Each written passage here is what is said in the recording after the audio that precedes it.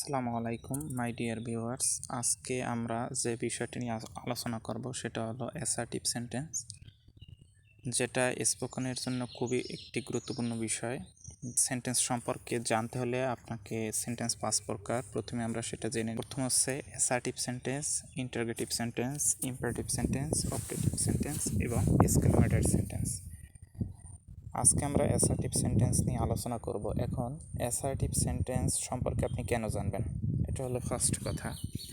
So assertive sentence, এটা যদি আপনি দেখেন ভিডিওটা, তাহলে প্রথমে জানতে পারবেন যে আসলে আমরা যে সাধারণ বিবৃতি দিই, সাধারণ যে কথাটা বলি, হাবোধক হোক আর নাবোধক হোক, তাকে আমরা অ্যাসার্টিভ সেন্টেন্স বলে থাকি। দ্বিতীয়ত আপনি জানতে পারবেন যে আমরা যে সাধারণত বলি আই ডু দ্য ওয়ার্ক, এর নেগেটিভ আমরা বলি I do not do the work. এই যে একটা বাড়তি ডু আমরা কেন ব্যবহার করি সেন্টেন্সে, সে সম্পর্কে জানতে পারবেন। এবং আর একটা বিষয় জানতে পারবেন, সেটা হলো আমরা কখন ভার্বের সাথে এস যোগ করব এবং কখন ভার্বের সাথে এস যোগ করব। সো আমরা এখন অ্যাসার্টিভ সেন্টেন্স নিয়ে আলোচনা করব। অ্যাসার্টিভ সেন্টেন্স কি? প্রথমত আমরা যদি দেখি, অ্যাসার্টিভ সেন্টেন্স মানে হলো বিবৃতিমূলক বাক্য। বিবৃতিটা কি? বিবৃতিটা হলো আমরা যখন সাধারণভাবে স্বাভাবিকভাবে কারোর সাথে কথা বলি, সেটা যে সময়েরই হোক না কেন, প্রেজেন্ট হোক আর পাস্ট হোক, সাধারণভাবে আমরা যে কথাটা বলি এটাই অ্যাসার্টিভ সেন্টেন্স। সো সংজ্ঞা হিসেবে আমরা বলতে পারি, যে সেন্টেন্স দ্বারা কোনো ঘটনাকে সাধারণভাবে বর্ণনা করা বোঝায় তাকে অ্যাসার্টিভ সেন্টেন্স বলা হয়। কয়েকটা উদাহরণ দিকে আমরা যদি লক্ষ্য করি, তাহলে দেখতে পাবো he is writing a letter, মানে সে একটি চিঠি লিখছে বা চিঠি লিখতেছে। সো এটা কিন্তু প্রেজেন্ট কন্টিনিউয়াস টেন্স। এরপরে আছে they're are waiting for me, তারা আমার জন্য অপেক্ষা করতেছে, এটাও present continuous tense. You may help the poor, মানে আপনি গরিবদের সাহায্য করতে পারেন, এটা হলো কি উপদেশ স্বরূপ একটা কথা। আপনি যখন কাউকে বলেন যে তুমি গরিবদের সাহায্য করতে পারো। সো এরপরেরটা হলো the sun rise in the east, সূর্য পূর্ব দিকে ওঠে। প্রত্যেকটাই আমরা যদি লক্ষ্য করে দেখবো, এটা আসলে সাধারণ বিবৃতি। সাধারণভাবে কাউকে আপনি কোনো কিছু বলছেন, সাধারণভাবে বর্ণনা দিচ্ছেন, এগুলোকেই অ্যাসার্টিভ সেন্টেন্স বলা হয়। সো লাস্ট যে এক্সাম্পলটা আছে, হি ডাজ নট মেক এ খাতা, এর মানে হলো আমরা যে লেখার যে খাতাটা তৈরি করি সেটা সম্পর্কে বলা হয়েছে যে সে আসলে খাতা তৈরি করতে পারে না, মানে খাতা সেলাই করতে পারে না। সো দেখা যায় যে উপরের সেন্টেন্সগুলো যদি আমরা লক্ষ্য করি, তাহলে আমরা দেখতে পারবো যে আসলে উপরের সব এক্সাম্পলগুলোই মূলত আমরা স্বাভাবিকভাবে বর্ণনা দিয়েছি।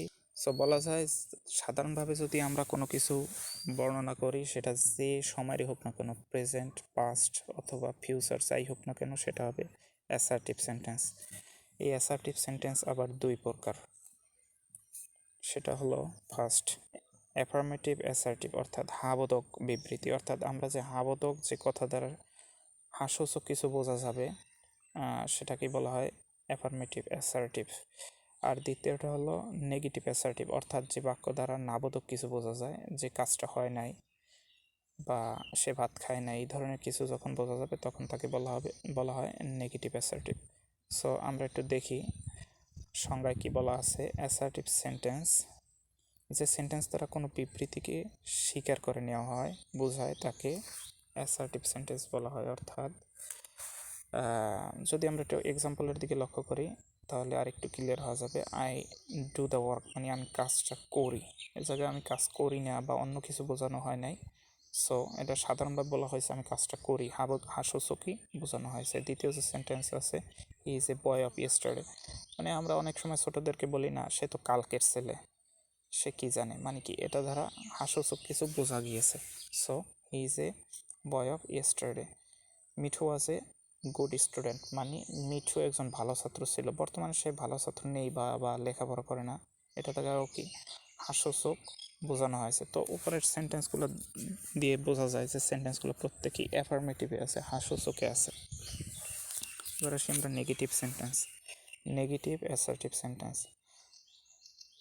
সো সংজ্ঞা লেখা আছে যে সেন্টেন্স দ্বারা কোনো বিবৃতিকে অস্বীকার করা বোঝায় তাকে নেগেটিভ অ্যাসার্টিভ সেন্টেন্স বলা হয়। অর্থাৎ যা দ্বারা না সূচক কিছু বা খারাপ কিছু বা সে পারে না, খায় না, এই ধরনের কিছু বোঝা যায়, বোঝানো হয়, তাহলে তাকে নেগেটিভ অ্যাসার্টিভ সেন্টেন্স বলা হয়।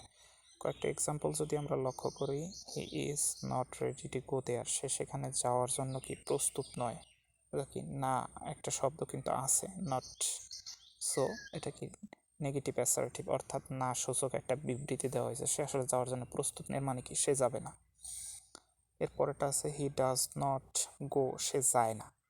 এর মানে দ্বারা না বোঝানো হয়েছে যে সে ওদিকে যায় না, অর্থাৎ সে স্কুলে যায় না অথবা সে খারাপ কাজে যায় না, এ ধরনের কিছু। অর্থাৎ এর ভিতরে কি না লক্ষ্য করা যায়, সুতরাং নাকি না বোধক নেগেটিভ অ্যাসার্টিভ। এরপরেরটা হচ্ছে he does not see tiger, সে কখনো আসলে কি বাঘ দেখে নাই। আছে না গ্রাম্য অনেক মানুষ, সে কখনো চিড়িয়াখানায় যায় না, সো সে বাঘ দেখে নাই। সো আমরা এটাকে এভাবে ডিসক্রাইব করতে পারি যে এই সেন্টেন্স দ্বারা আসলে না সূচক শব্দ প্রকাশ পেয়েছে, সুতরাং এটা কি।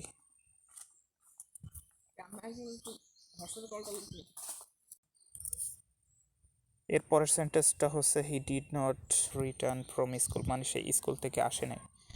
এরপরেরটা হচ্ছে I have no book at all, আমার একদম কোনো বই নেই।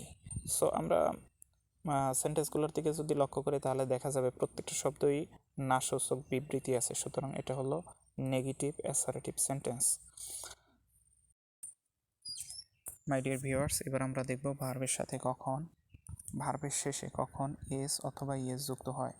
কর্তা যদি থার্ড পারসন সিঙ্গুলার নাম্বার হয়, এটা আসলে সবার কাছেই পরিচিত যে কর্তা থার্ড পারসন সিঙ্গুলার নাম্বার হলে ভার্বের সাথে এস বা ইএস যুক্ত হয়। কিন্তু আমাদের এটার দিকে লক্ষ্য করতে হবে যে থার্ড পারসন সিঙ্গুলার নাম্বার হওয়ার সাথে সাথে প্রেজেন্ট ইনডেফিনিট টেন্স হতে হবে। আমি আবার বলছি, প্রেজেন্ট ইনডেফিনিট টেন্স হতে হবে, অন্যথায় ভার্বের সাথে এস বা ইএস যুক্ত হবে না। সো আমরা যদি একটু লক্ষ্য করি যে আসলে কখন ভার্বের শেষে এস হবে এবং কখন ভার্বের শেষে ইএস হবে।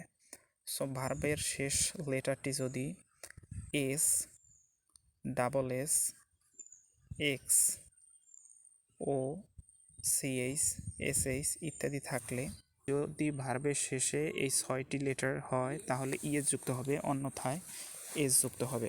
হি রিডস অ্যাটেন্টিভলি, সে মনোযোগ সহকারে কি লেখাপড়া করে। সো এর শেষের ওয়ার্ডটা আছে ডি, যার ফলে ফার্স্ট পারসন সিঙ্গুলার নাম্বার হওয়ার সাথে সাথে যোগ হয়েছে শুধু এস। আর যদি শেষে থাকতো, এরপরের উদাহরণটা আসলে আমরা একবার লক্ষ্য করি, he does not read attentively, সে মনোযোগ সহকারে লেখাপড়া করে না। এখানে ভার্বের শেষে আছে ও, যেটা আমরা পূর্বের 6টা লেটার দেখেছি, যার ভিতরে ছিল আরও একবার আমরা বিষয়টা দেখি, এস, ডাবল এস, এক্স, ও, সিএইচ, এসএইচ, তো এর ভিতরে ও আছে। সো ও এর কারণে থার্ড পারসন সিঙ্গুলার নাম্বার হওয়ার সাথে সাথে ইএস যুক্ত হয়েছে, এটাই শুধু এস যুক্ত হয় না, ইএস। তো আরেকটা এক্সাম্পল আমরা দেখি, হি গোজ টু স্কুল ডেইলি, সে প্রত্যেক দিন স্কুলে যায়। সো এই ভার্বটা শেষে আছে ও, যার ফলে ইএস যুক্ত হয়েছে। এরপরে এটাকে যদি আমরা নেগেটিভ আকারে দেখি, তখনও হি does not go to school daily. So এই ডু যে ব্যবহার হয়েছে, ডু এর শেষে ও আছে, যার ফলে এটা শেষেও কি ইএস যুক্ত হয়েছে। তাহলে আমরা বলতে পারি যদি ভার্বের শেষে এই 6টি লেটার হয় তাহলে ইএস যুক্ত হবে, অন্যথায় এস যুক্ত হবে। এরপর আমরা পরেরটা দেখি, বাক্যে আমরা কখন ডু নট এবং ডিড নট ব্যবহার করি। সো প্রেজেন্ট ইনডিফিনিট টেন্স অথবা পাস্ট ইনডিফিনিট টেন্সকে নেগেটিভ করার জন্য কর্তার পরে ডু নট ব্যবহার করে নেগেটিভ করতে হয়। আসলে আরেকটু যদি আমরা ক্লিয়ারভাবে বলতে পারি, প্রেজেন্ট ইনডিফিনিট টেন্স এবং পাস্ট ইনডিফিনিট টেন্সকে যখন আমরা নেগেটিভ করি, তখন প্রেজেন্ট ইনডিফিনিট টেন্সে যদি আসলে কোনো অক্সিলারি ভার্ব অথবা মডাল ভার্ব না থাকে, তখন আমরা এটাকে যখন নেগেটিভ করব তখন একটি অতিরিক্ত ডু ব্যবহার করে সাথে নট যোগ করে নেগেটিভ করতে হয়। যদি আমরা একটু উদাহরণের দিকে লক্ষ্য করি তাহলে আরেকটু ক্লিয়ারভাবে বোঝা যাবে। প্রথমে আছে আই ডু দ্য ওয়ার্ক, মানে আমি কাজ করি। এটাকে যদি যখন আমরা নেগেটিভ করব তখন আমাদের একটি অতিরিক্ত ডু নিতে হবে। তখন হবে I do not do the work, মানে আমি কাজ করি না। এই জায়গায় যে সেকেন্ড যে ডুটা ব্যবহার হয়েছে আসলে সেন্টেন্সের ডু, এবং প্রথম যে ডুটা ব্যবহার করেছে এটা আসলে গ্রামাটিক্যালের নিয়ম অনুযায়ী ডু ব্যবহার করা হয়েছে। সো এর পরের এক্সাম্পলটা আমরা লক্ষ্য করি, দে প্লে ফুটবল, তারা ফুটবল খেলে। যদি আমরা এটাকে নেগেটিভ করতে চাই, সো আমরা যদি লক্ষ্য করি যে দে প্লে ফুটবল এর ভিতরে আসলে কোনো মডাল ভার্ব নেই, সুতরাং এটাকে আমরা নেগেটিভ করতে হলে অবশ্যই একটা অতিরিক্ত ডু, গ্রামারের নিয়ম অনুসারে একটা ডু নিতে হবে। They do not play football, তারা ফুটবল খেলে না। গো হোম, মানে অনেক সময় আমরা অনেকে বলি তুমি বাড়ি যাও, গো হোম। সো এ জায়গা এটা মূলত ইম্পারেটিভ সেন্টেন্স যার কর্তা সবসময় উচ্চ থাকে। সো তারপর আমি ওই ইউটা দিয়ে দিয়েছি আপনাদের বোঝার স্বার্থে, কিন্তু আপনারা দেখবেন আসলে সেন্টেন্সটা বলার সময় ইউ ব্যবহার করা হয় না, শুধু বলা হয় গো হোম, মানে কি তুমি বাড়ি যাও। এটা ইম্পারেটিভ সেন্টেন্স। সো এইটাকে যদি আমরা নেগেটিভ করতে চাই তখন আমাদের এই গ্রামারের নিয়ম অনুযায়ী একটা ডু ব্যবহার করতে হবে। ডু নট গো হোম, মানে তুমি বাড়ি যেও না। সো এটাকে যদি আমরা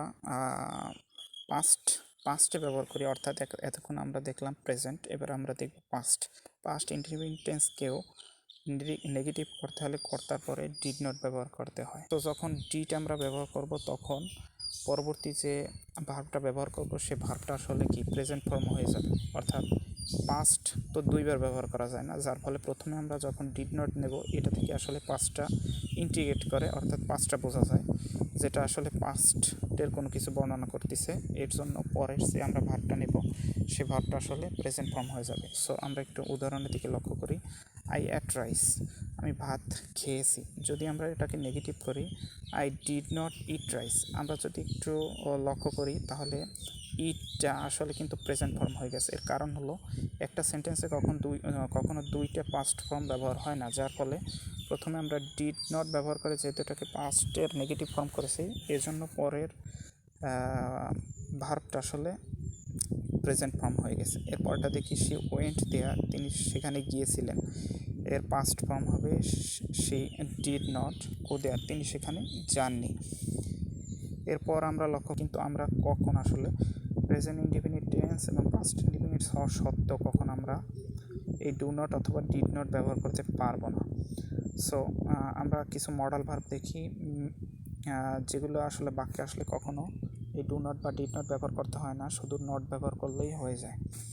যেমন may, might, can, could, shall, should, will, would, am, is, are, was, were, need ইত্যাদি যদি ভার্ব বাক্যে থাকে তখন নেগেটিভ করার সময় ডু নট অথবা ডাজ নট অথবা ডিড নট বসে না। সো আমরা কয়েকটা এক্সাম্পল লক্ষ্য করি। হি ক্যান ডু ইট, সেটা করতে পারে, এটা নেগেটিভ ফর্ম হবে he can not do it. So আপনি যদি লক্ষ্য করেন ক্যানের পরে শুধু নট ব্যবহার করা হয়েছে, প্রথমে কিন্তু আগের মতো ডু ব্যবহার করা হয় না। এর কারণ হচ্ছে ক্যান হচ্ছে একটা মডাল ভার্ব। এরপর এক্সাম্পলটা দেখি, ইট মে রেইন টুডে, আজ সম্ভবত বৃষ্টি হবে। সো এটা যদি আমরা নেগেটিভ ফর্ম করি, ইট মে নট রেইন টুডে, আজ সম্ভবত বৃষ্টি হবে না। I am reading the book, আমি বই পড়তেছি। এর নেগেটিভ ফর্ম হবে I am not reading the book, আমি বই পড়তেছি না। He has done the work, তিনি কাজটি করেছেন, অর্থাৎ এটা পাস্ট পারফেক্ট টেন্স, মানে তিনি কাজটা সম্পন্ন করেছেন। সো এটা নেগেটিভ ফর্ম হবে he has not done the work, তিনি কাজটা করেননি, অর্থাৎ কাজটা শেষ করেননি বা তাকে যে কাজটা দেওয়া হয়েছে সে কাজটা সে করেনি। They were waiting for him, তারা তার জন্য অপেক্ষা করতেছিল। এর নেগেটিভ ফর্ম হবে they were not waiting for him, তারা তার জন্য অপেক্ষা করতেছিল না। সো আমরা এই জায়গায় যতগুলো আসলে এক্সাম্পল আছে সবগুলি আসলে লক্ষ্য করলে দেখতে পাবো যে প্রত্যেকটাই মডাল ভার্ব ব্যবহার হয়েছে, যার ফলে এর নেগেটিভ ফর্ম করার জন্য আর অতিরিক্ত ডু নেওয়া হয় নাই। বাট যখন আমরা প্রেজেন্ট ইনডিফিনিট অথবা পাস্ট ইনডিফিনিট টেন্সকে নেগেটিভ করব তখন এই নেগেটিভ সেন্টেন্সের দিকে যদি আমরা লক্ষ্য করি যে সেন্টেন্সের ভিতরে কোনো প্রকার অক্সিলারি ভার্ব বা মডাল ভার্ব ব্যবহার হয়নি, তখন আমরা এটাকে নেগেটিভ করার জন্য অবশ্যই ডু নট বা ডিড নট ব্যবহার করব।